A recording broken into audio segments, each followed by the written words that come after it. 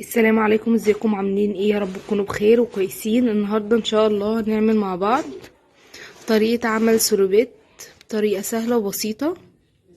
تعالوا نشوف هنعملها ازاي مع بعض وايه الادوات اللي هنستخدمها.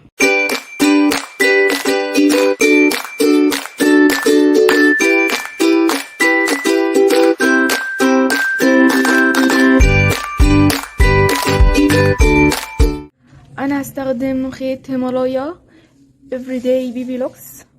هو هيمالايا افريداي سوبر لوكس، مفيش فرق ما بينهم. هستخدم معاه ابرة مقاس 4. انا اول حاجة انا هشتغل 63 سلسلة. تقسيمتهم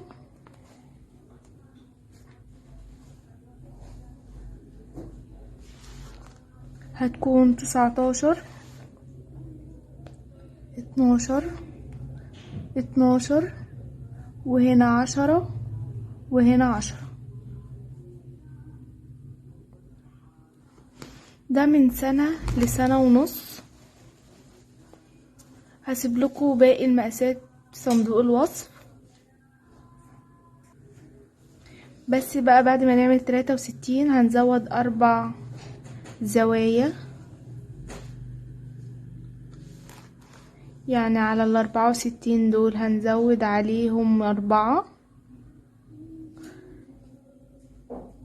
هيدونا 67.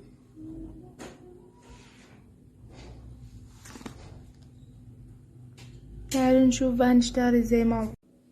اول حاجة هنعمل عقدة البداية،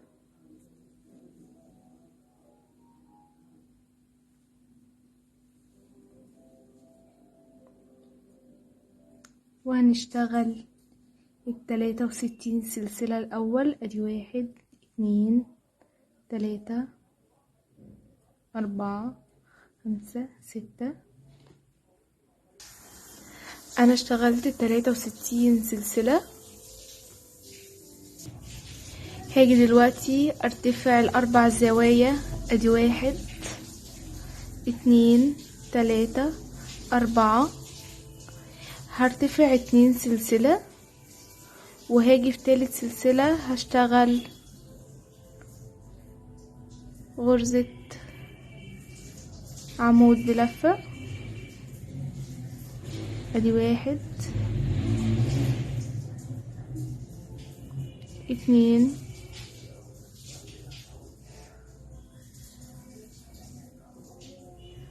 3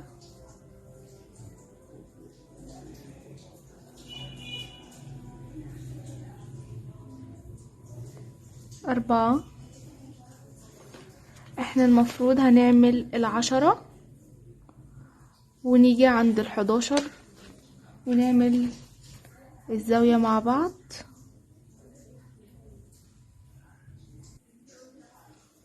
اشتغلت 10. ادي 1 2 3 4 5 6 7 8 9 10.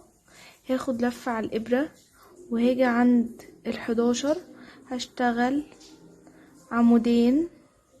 ادي 1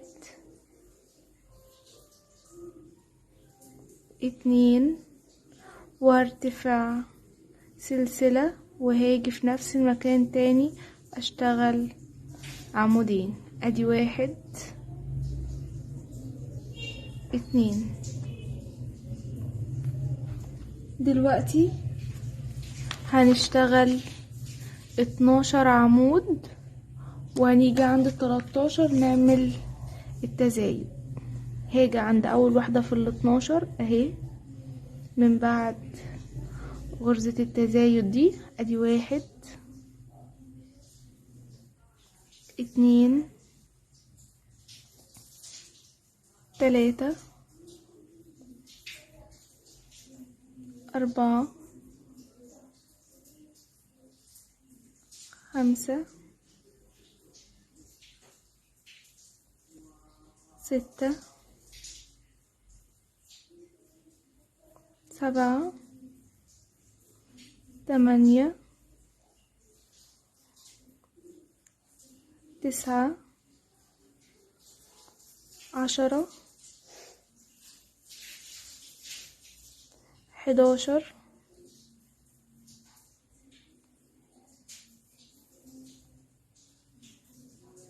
12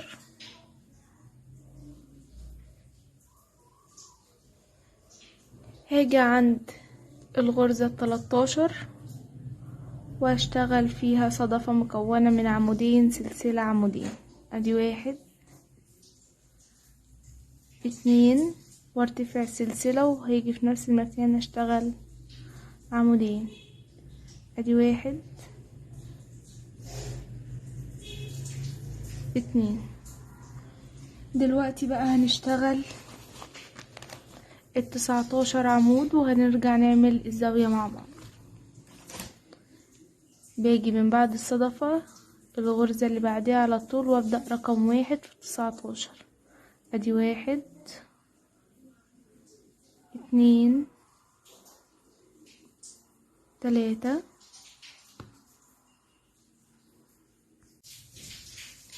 انا اشتغلت كده 19.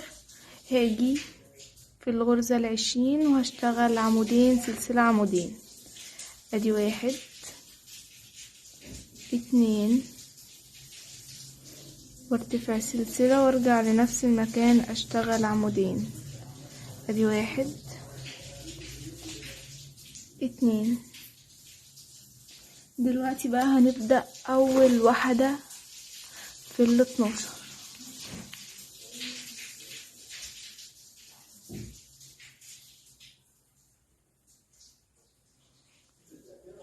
ادي 1 2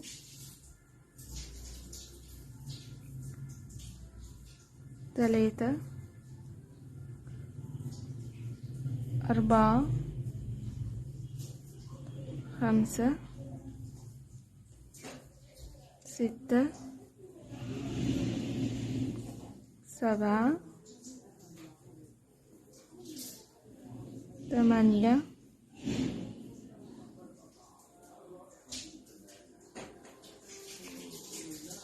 9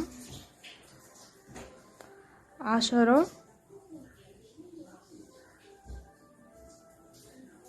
11 12 وهاجي في الغرزة 13 وهشتغل عمودين سلسلة عمودين. ادي 1 2 وارتفاع سلسلة وارجع لنفس المكان اشتغل عمودين. ادي 1 2. هيفضل معايا اخر 10 غرز ودول نشتغلهم عواميد زي اول 10 غرز اشتغلناهم. وده شكلها.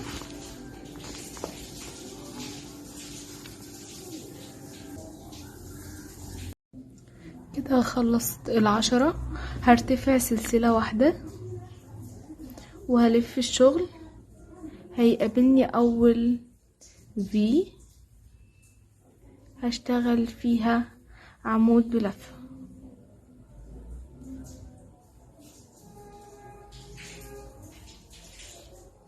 واللي بعديها عمود في لفة. فوق كل عمود هشتغل عمود.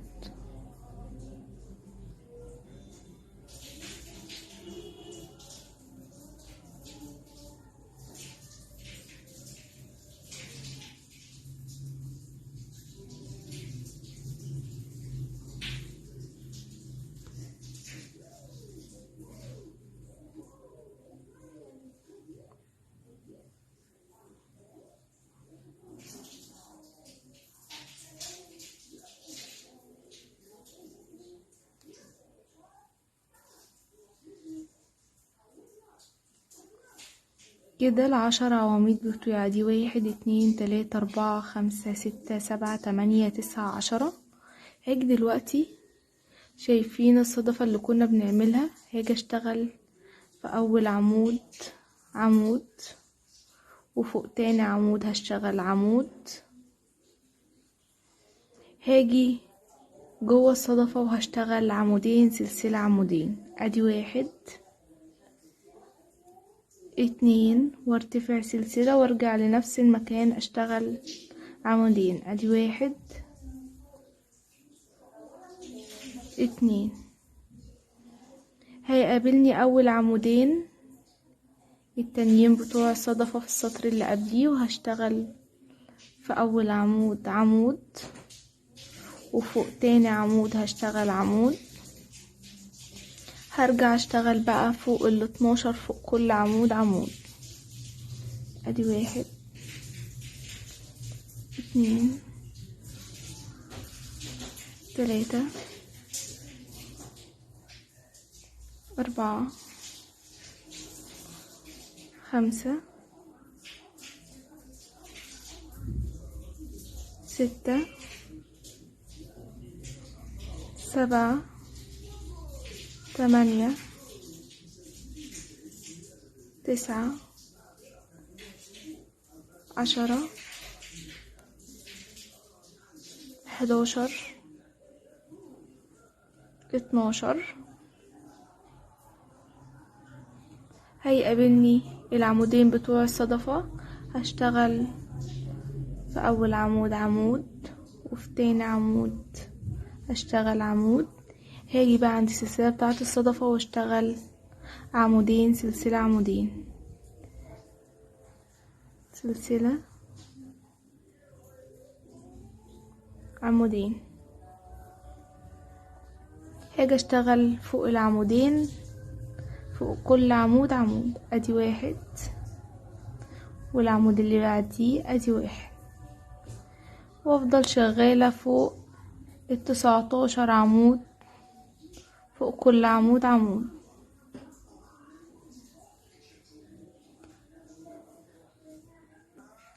اشتغلت ال19. هاجي هنا عند الاتنين بتوع الصدفة هشتغل عمود، والعمود اللي بعديه عمود، وباجي في الصدفة اشتغل عمودين سلسلة عمودين.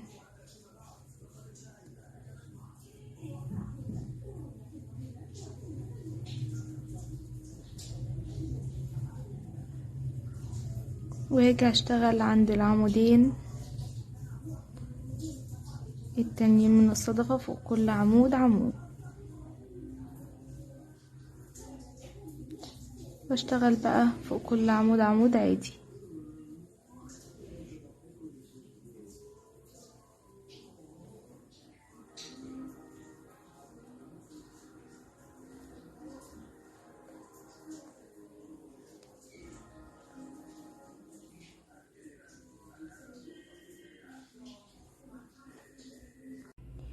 هاجي دلوقتي عند اخر عمود هشتغل عمود، هرتفع سلسلة وهنلف الشغل بتاعنا وهاخد لفة على الابرة، وهاجي عند اول حرف في قابلني هشتغل عمود، وافضل شغالة فوق كل عمود عمود.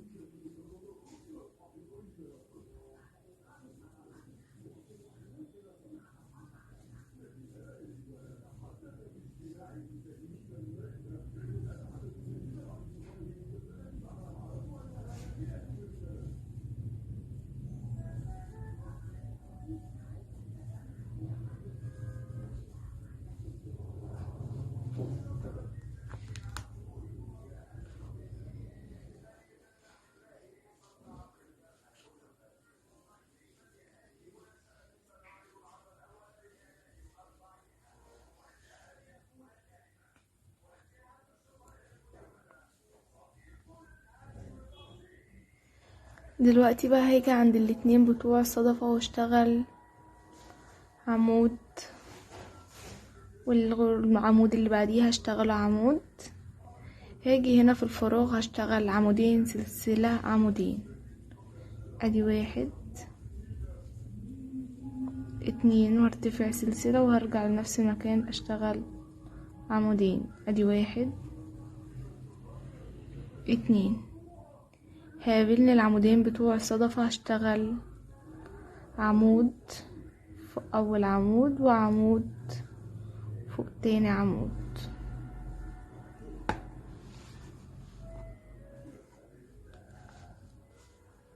هفضل بقى شغالة فوق كل عمود عمود.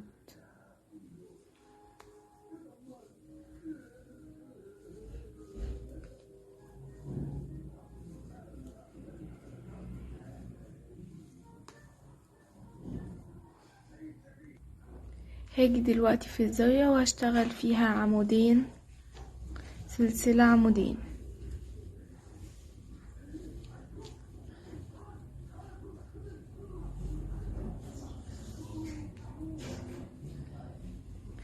واجي عند اول عمود في الزاوية اللي قبليها واشتغل فوقيهم فوق كل عمود عمود من العمودين اللي كانوا تحت.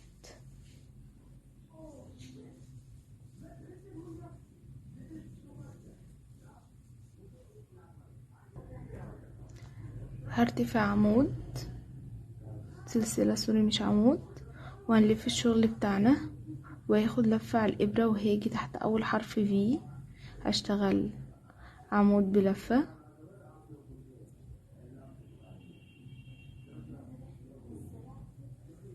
فوق كل عمود هنشتغل عمود.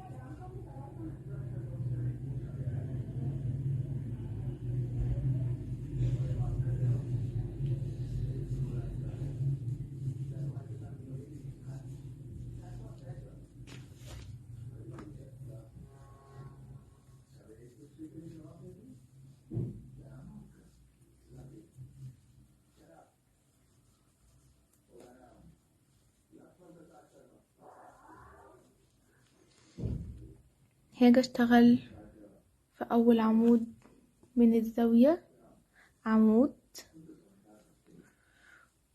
والعمود التاني، وهاجي في السلسلة اشتغل عمودين سلسلة عمودين اتنين، وارتفع سلسلة وارجع لنفس المكان اشتغل عمودين، واجي اشتغل في اول عمودين فوق كل عمود عمود، ادي واحد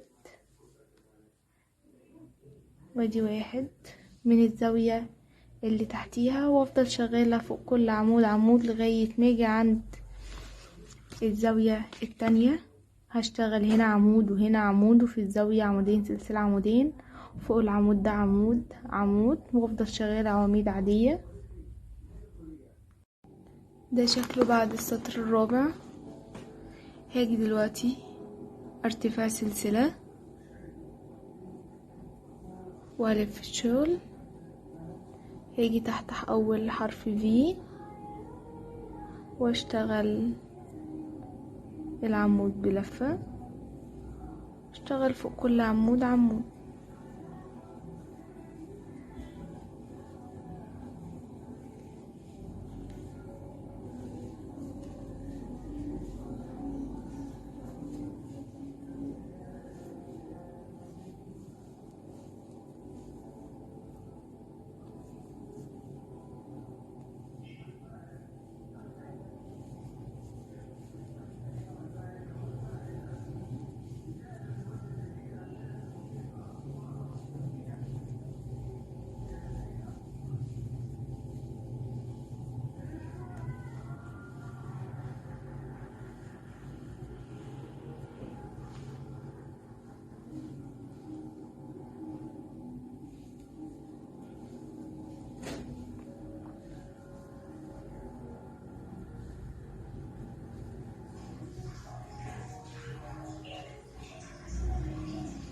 العمودين بتوع صدفة هنيجي نشتغل في اول عمود عمود، واللي بعدي عمود، وباجي في الصدفة في الفراغ هشتغل عمودين سلسلة عمودين. هو ده التزايد بتاع السطر، وارجع العمودين بتوع الصدفة اشتغل فوق كل عمود عمود،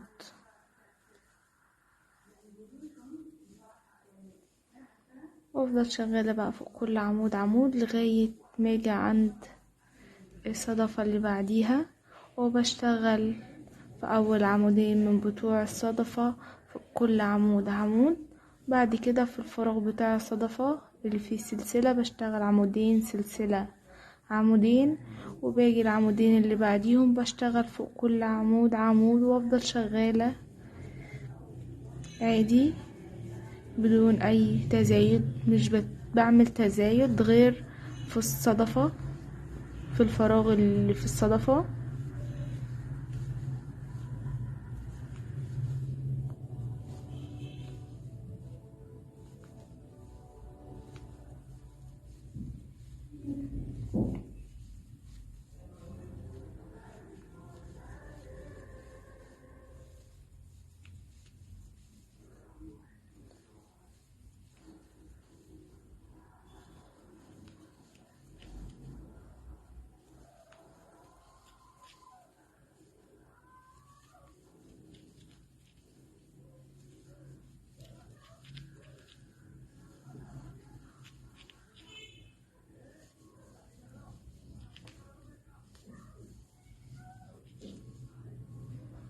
بيقابلنا بقى الصدفية اللي هي مكونة من عمودين سلسلة عمودين. باجي عند اول عمودين بشتغل فوق كل عمود عمود.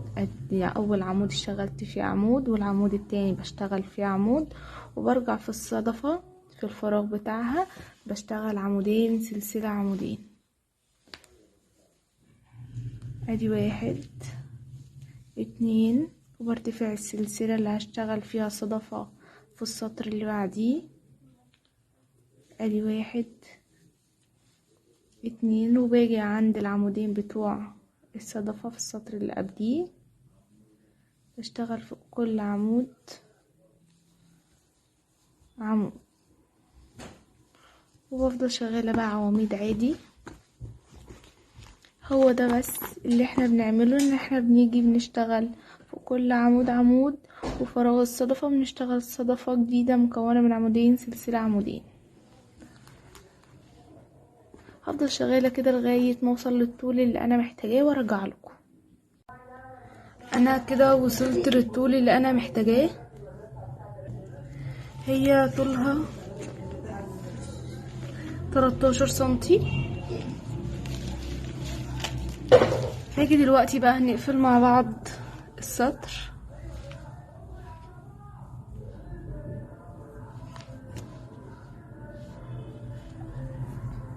انا ارتفعت سلسلة، هلف الشغل، هاجي تحت اول حرف في قابلني هشتغل عمود، فوق كل غرزة هشتغل عمود،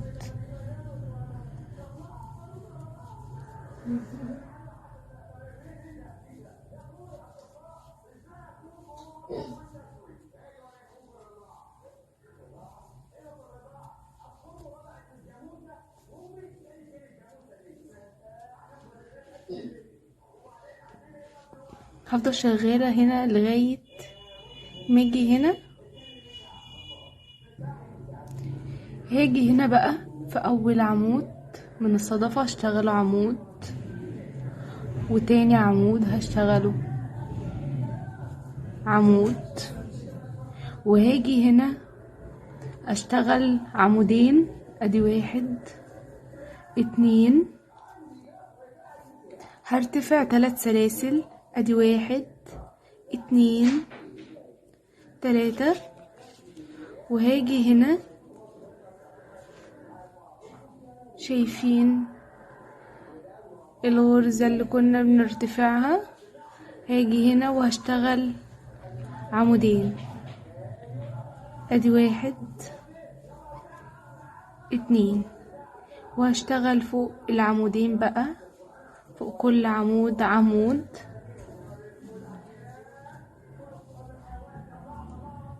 لغاية ما اوصل للحدة التانية وهرجع لكم.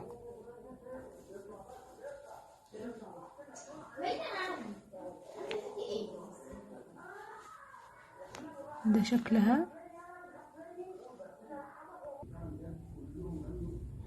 هاجي هنا عند اول عمودين بس اللي هشتغلهم فوق كل عمود عمود، وهاجي هنا في الفراغ بتاع الصدفة هشتغل عمودين وارتفع 3 سلاسل. ادي 1 2 3. واروح هنا هاخد لفة على الابرة وهاجي هنا في الفراغ هشتغل عمودين بلفة. ادي 1 2.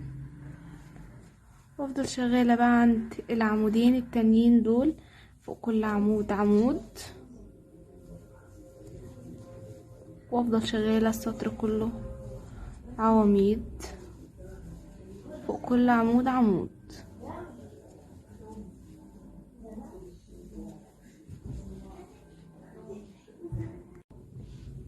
انا ارتفعت سلسلة، هاخد لفة على الابرة وهبدأ الف الشغل واشتغل السطر كله عواميد.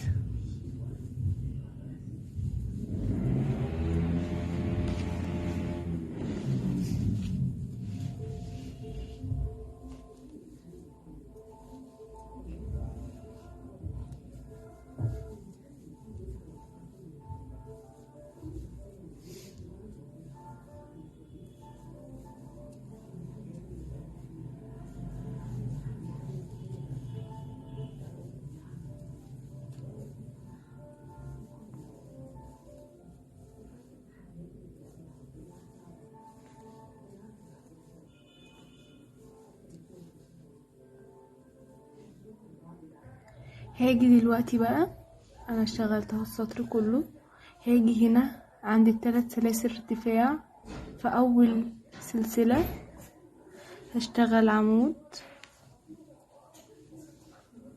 وهاجي في السلسلة التانية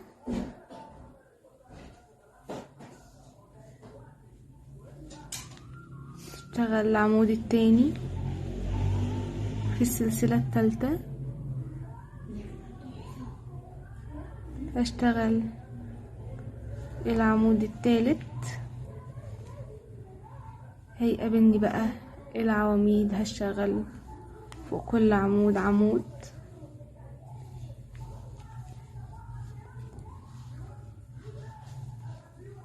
نفس اللي عملته هنا هعمله الناحية التانية هنا.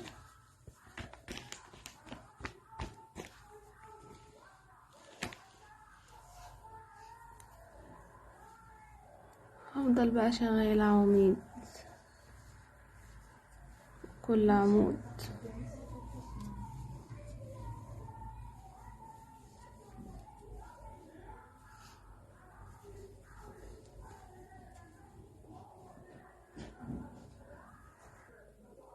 اهي الناحية التانية برضو هاجي عند اول سلسلة واشتغل عمود، والسلسلة التانية اشتغل عمود،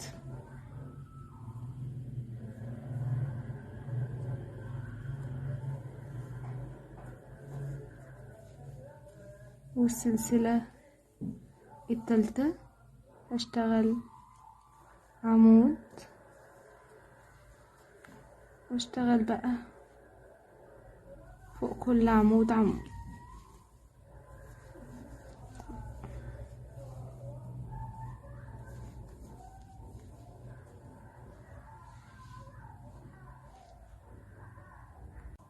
ده شكلها. هاجي دلوقتي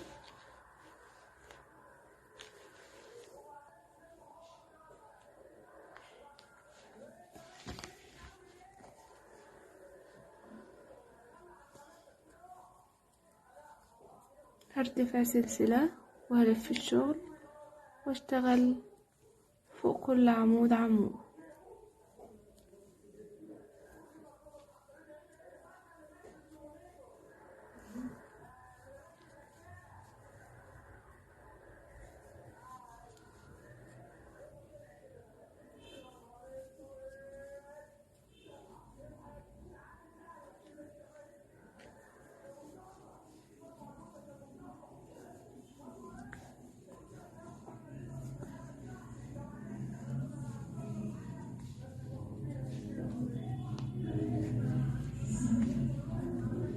هنشتغل السطر كله عواميد بنفس الطريقة. دلوقتي بقى هنقفل مع بعض دي على دي.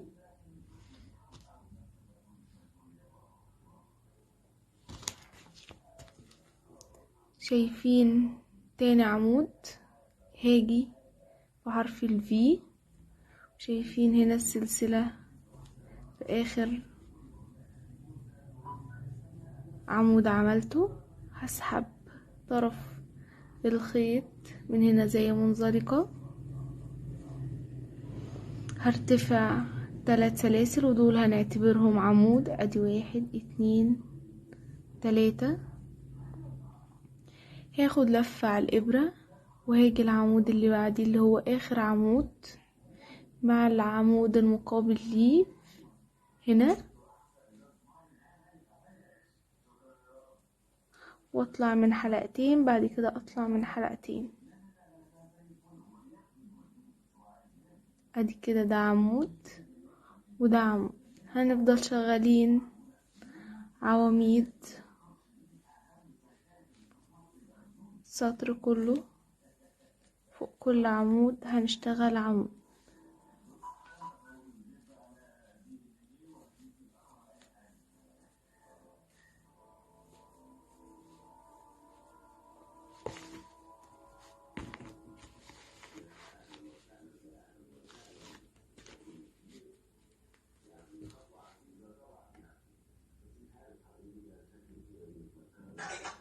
ده عشان يكون شكل قطع كده. بصوا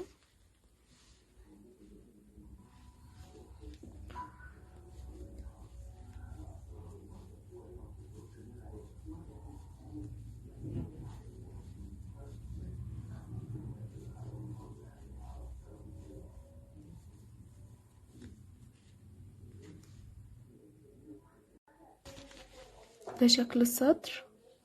دلوقتي هنيجي نقفل مع بعض السطر. بنيجي عند تالت سلسلة ارتفاع وبقفل منزلقة،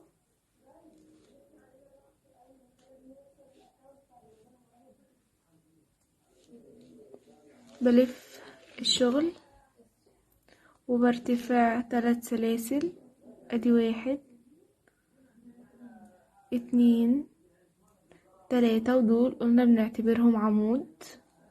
هاخد لفة على الابرة وهاجي عند اول عمود يقابلني واشتغل بقى فوق كل عمود عمود.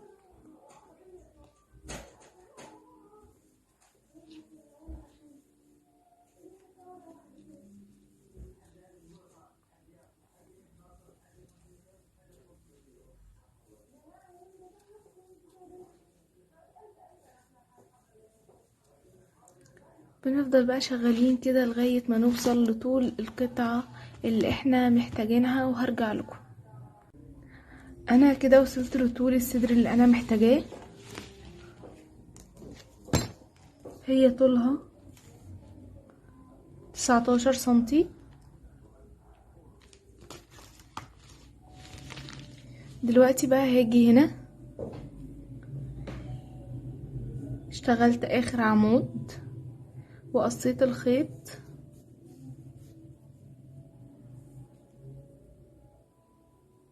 هجيب ابرة تنظيف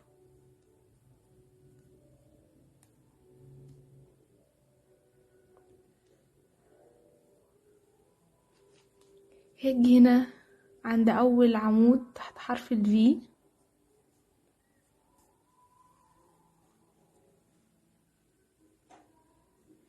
واجي عند اخر عمود سحبت منه طرف الخيط،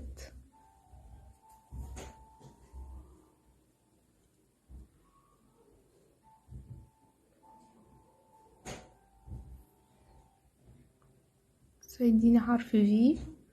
هبدأ بقى اخفي طرف الخيط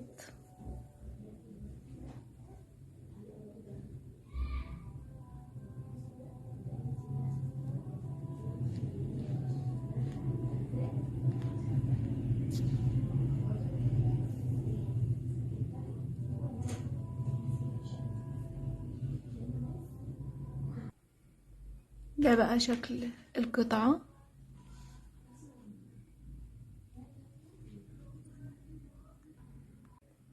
هاجي دلوقتي، شايفين سلاسل الارتفاع بتاعة السطر ده، هاجي في اول سلاسل ارتفاع من فوق اللي هي تالت سلسلة، وهبدأ اسحب طرف الخيط، هرتفع 3 سلاسل، ادي 1 2 3.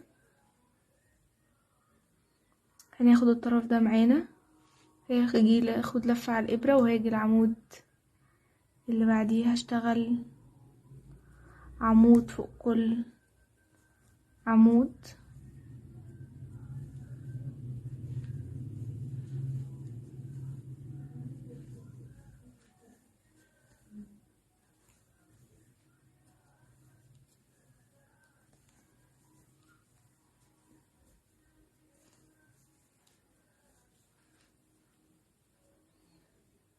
هنفضل شغالين السطر كله عواميد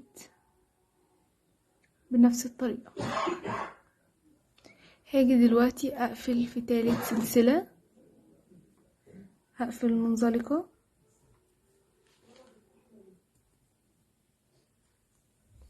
بصوا انا برتفع سلسلة وباخد لفة على الابرة وبنزل بشتغل عند سلاسل ارتفاع 3 بريد امامي.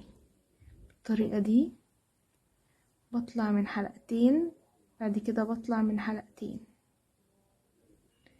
هاخد لفة على الابرة وهاجي العمود اللي بعديه هشتغل بريد خلفي.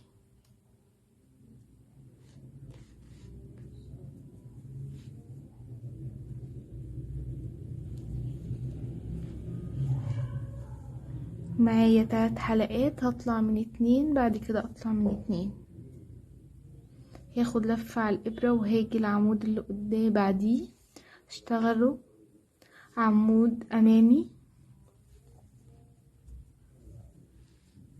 واللي بعديه عمود خلفي، واللي بعديه عمود امامي، واللي بعديه عمود خلفي، واللي بعديه عمود امامي. هنفضل شغالين بنفس الطريقة السطر كله، مرة عمود امامي ومرة عمود خلفي.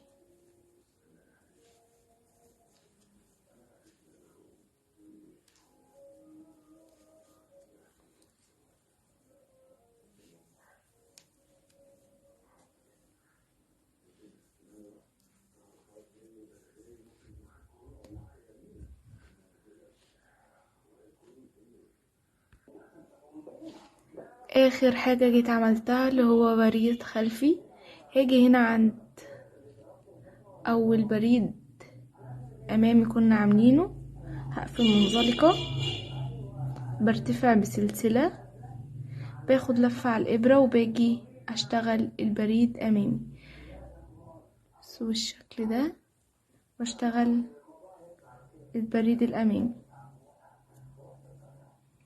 هنلاقي اللي بعديه بريد خلفي هنشتغله بريد خلفي،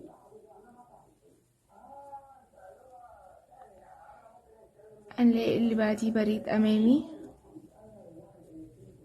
واللي بعديه خلفي. بنرجع بالابرة بالطريقة دي، واللي بعديها بريد امامي، واللي بعديها بريد خلفي.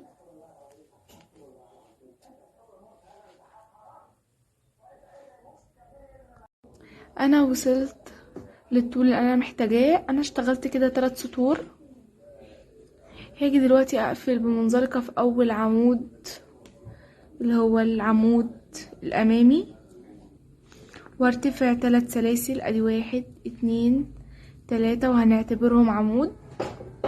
هاخد لفة على الابرة وهاجي عند العمود اللي هو الخلفي واشتغل فوقيه عمود ادي هطلع من حلقتين، بعد كده هطلع من حلقتين، واللي بعديه هشتغل عمود. بس دلوقتي هاجي هنا وهشتغل كمان عمود، هشتغل تزايد في تالت عمود. قلنا سلاسل ارتفاع هنعتبرهم عمود، وبعد كده هنشتغل عمود. بس كده في ناقص عمود اللي هو العمود الامامي، هو اللي هنشتغل فيه 2 عمود. ادي 1 2.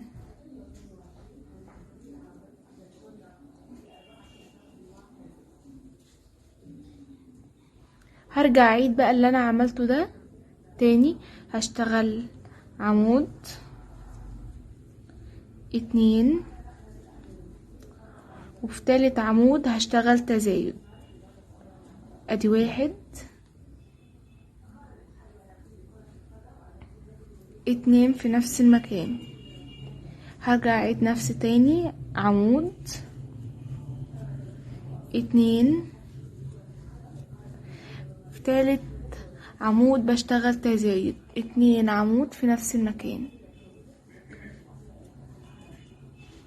هفضل شغالة السطر ده كله كده، هشتغل 2 فردي، وهاجي اشتغل تزايد، عمود عمود تزايد، عمود عمود تزايد.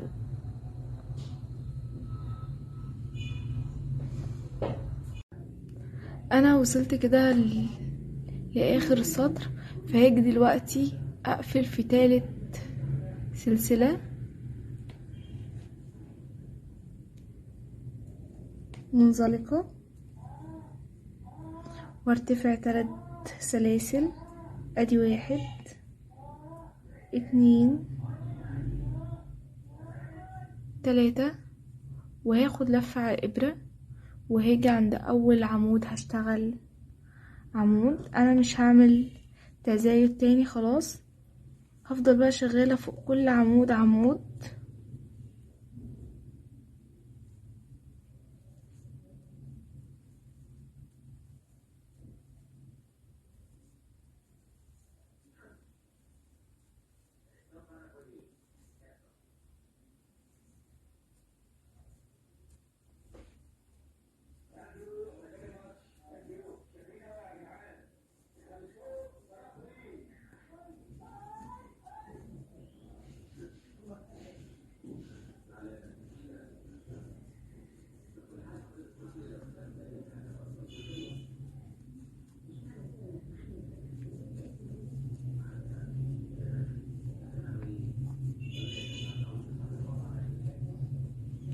هفضل بقى شغالة كده لغاية ما اوصل للطول اللي انا محتاجاه بدون اي تزايد تاني. هو احنا ما عملناش التزايد الا في السطر الاول اللي بعد غرزة البليسيه.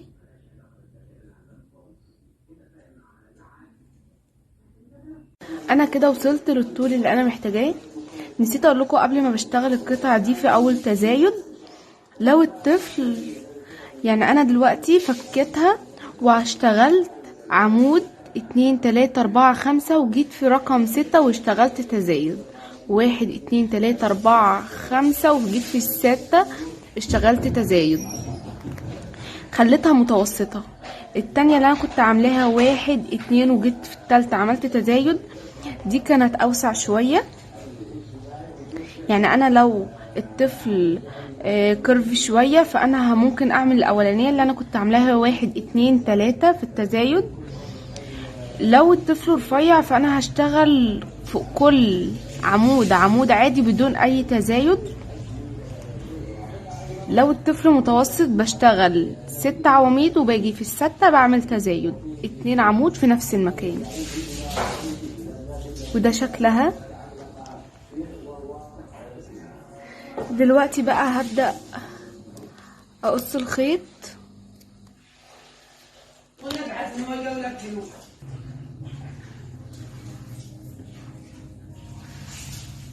وهنبدأ بقى نقفلها. انا عملت الخيط في ابرة تنظيف، هاجي تحت حرف الفي بتاع اول عمود،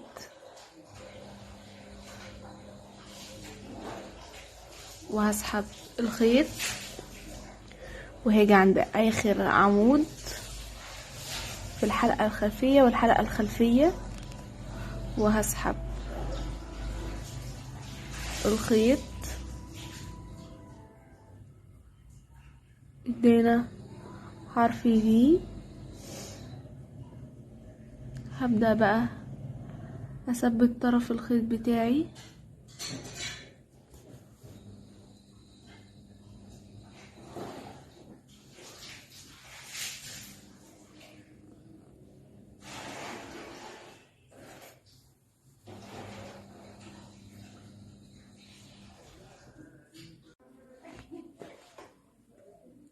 دلوقتي انا عملت القاعدة. دلوقتي هقولكوا انا قسمتها ازاي. عديت من هنا، شايفين كده دول 2 قدام بعض، فدي هنعتبرها ادي 1 2 3 4 5 6 7 8. فضلت عدى كده لغاية ما وصلت لغاية الماركر كده.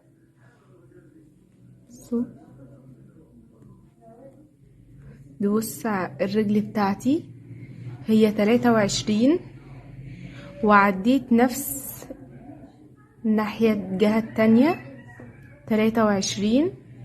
فهنا في النص كده 14 غرزة. ادي 1 2 3 4 5 6 7 8 9 10 11 12 13 14. فهاجي دلوقتي واشتغل عواميد بلفة.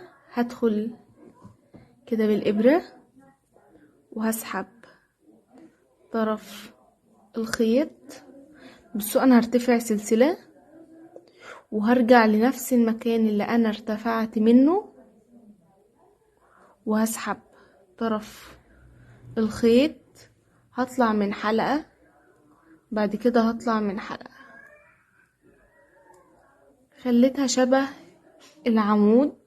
هاخد لفة على الإبرة وهشتغل، بس هناخد الطرف ده معانا تحت الشغل ونشتغل السطر كله عواميد، يعني 14 عمود. 3 4 5 6 7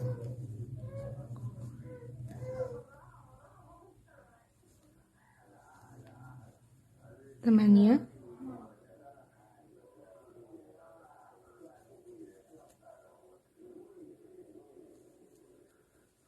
9 10 11 12 13. كده الغرزة رقم 14، وارتفع 3 سلاسل. ادي 1 2 3، وهبدأ ادير الشغل بالشكل ده. وهاجي هنا ده هنعتبره عمود. هاجي بقى اشتغل فوق كل عمود عمود. 2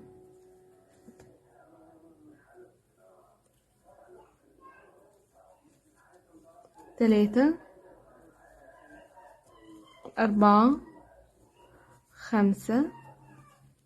هنفضل شغالين بنفس الشكل لغاية ما اوصل للطول اللي انا محتاجاه وهرجع لكم. انا ركبت بقى اللي هي دي،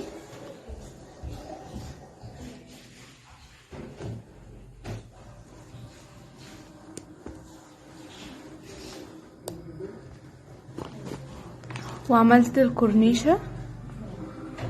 دلوقتي هنعمل مع بعض الكورنيش التاني. هاجي بقى انا ببدأ من السلوبيتا من قدام. هاجي شايفين هنا كده، هاجي هنا في نص الغرزة وهسحب الخيط وهشتغل 3 عواميد. بس هرتفع الاول 3 سلاسل، ادي 1 2 3، ودول هنعتبرهم عمود. هاخد لفة على الابرة وهرجع لنفس المكان وهشتغل 2 عمود في نفس المكان، 2 3.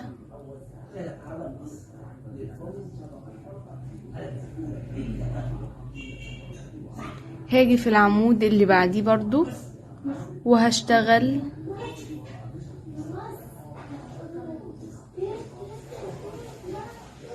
3 عواميد في نفس المكان، ادي 1 2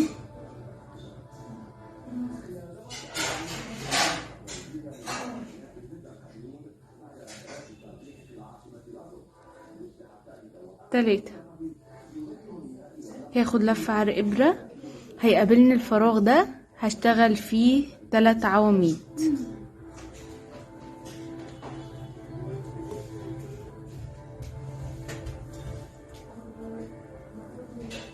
ادي 1 2 3. واشتغل بقى فوق كل عمود من العواميد اللي هتقابلني 3 عواميد.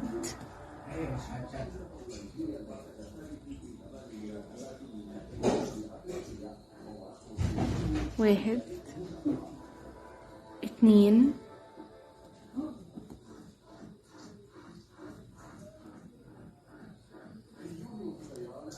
3.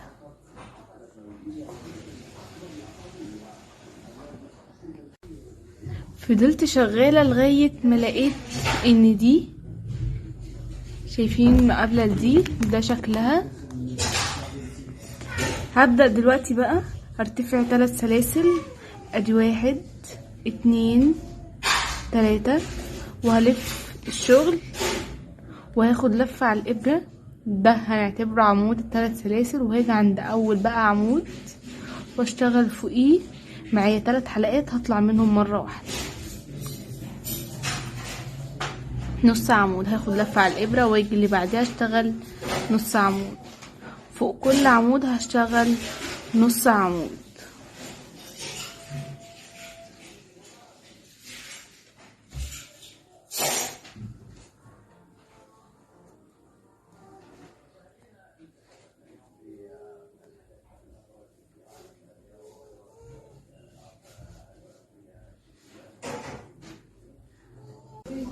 ده شكلها بعد ما خلصت.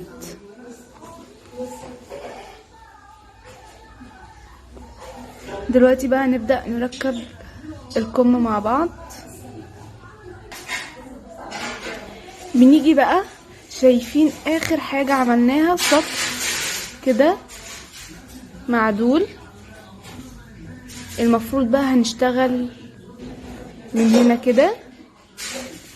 هاجي شايفين كنا هنا في 3 عواميد، هاجي هنا عند اول عمود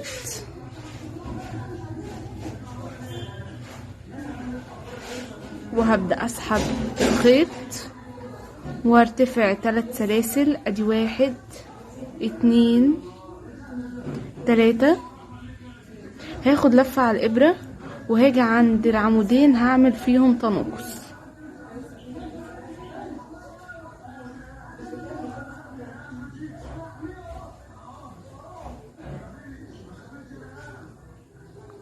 بسحب الخيط معايا 3 حلقات على الابرة، هطلع من 2، هيتفضل معايا 2.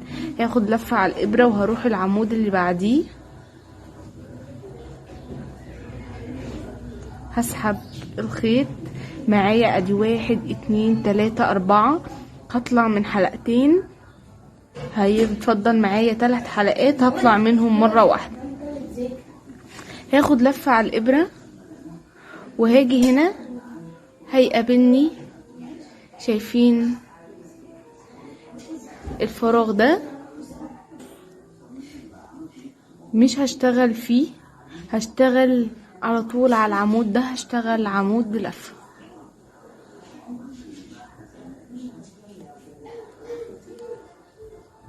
هاخد لفة على الابرة، هاجي بس في الفراغ ده وهشتغل عمود بلفة.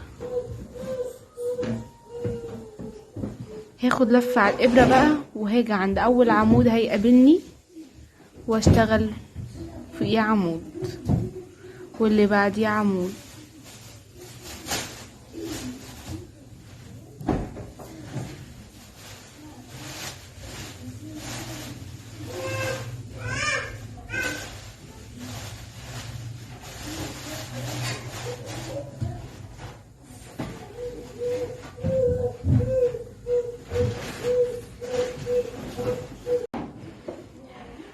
انا اشتغلت اهو السطر كله.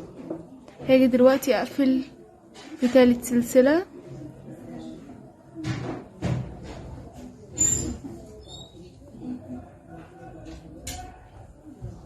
منزلقة، وهلف الشغل بنفس الطريقة، وهرتفع 3 سلاسل. ادي 1 2 3. هاخد لفة على الابرة وهاجي على العمود وهشتغل فوقيه عمود بلفة، والعمود اللي بعديه عمود بلفة. هفضل شغالة عواميد بلفة بنفس الطريقة.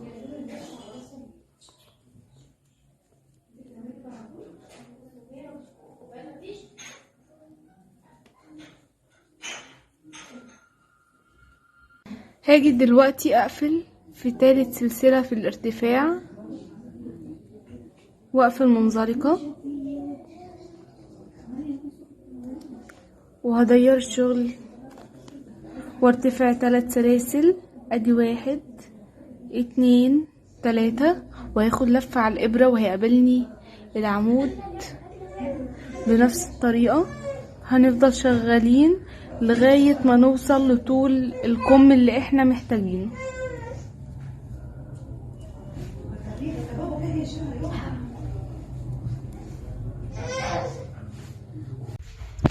يا رب الفيديو يكون عجبكم. ما تنسوش الاشتراك في القناة وتفعيل زر الجرس ليصلكم كل جديد، ولو في اي حاجة سيبوها لي في الكومنتات. السلام عليكم.